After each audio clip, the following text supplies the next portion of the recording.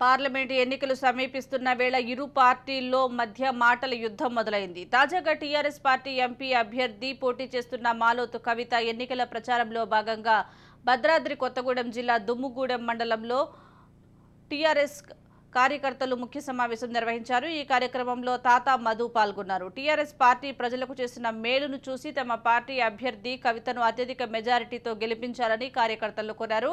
TRS కు అన్యాయం చేసి టీఆర్ఎస్ గుర్తుపై గెలిచి ఎమ్మెల్యేగా పదవి ఎక్కిన తరువాత వెన్నుపోటు పొడిచి కాంగ్రెస్ లో వెళ్లిన భద్రాచలం ఎమ్మెల్యే తెల్లా వెంకట్రావుపై తీవ్రంగా విమర్శలు చేసి గుప్పించారు. ఎందుకంటే ఆయన మాట్లాడుతూ నేను ఒక డాక్టర్ని ఎడ్యుకేటర్ని అని చెప్పినావు. నేను ఒకటే అడుగుతున్నా, ఎందుకంటే రాజకీయాలు ఉంటాయి పోతాయి, కానీ నువ్వు చేసినటువంటి పని నీ ఆత్మ సాక్షిగా పరిశీలన చేసుకో. ఎంతమంది ఈ నియోజకవర్గంలో కార్యకర్తలు బాధపడుతున్నారు, నువ్వు ఎందుకోసం వెళ్ళావని నీ ఆత్మ సాక్షికి తెలుసు. అదే సందర్భంలో ఆయన 2 సవాళ్లు విసిరారు. నువ్వు ఈ నియోజకవర్గం వెళ్ళను తెలుసా, నీకు ఈ నియోజకవర్గం గురించి ఏమి తెలుసు, నువ్వు భద్రాచలం రా, నీకు బట్టలు ఇప్పుతాను అని మాట్లాడు, పెద్ద పెద్ద మాటలు మాట్లాడు.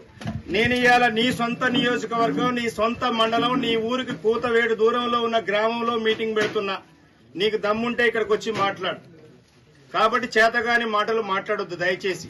నువ్వెందుకు వెళ్ళావనేది నీకు తెలుసు, నీ ఆత్మకి. నిన్ను ఎవరు తీసుకెళ్లారో తెలుసు. కానీ ప్రజలు ఇంకా చీత్కరించుకునేటువంటి పరిస్థితికి నువ్వు తీసుకురాబాకు.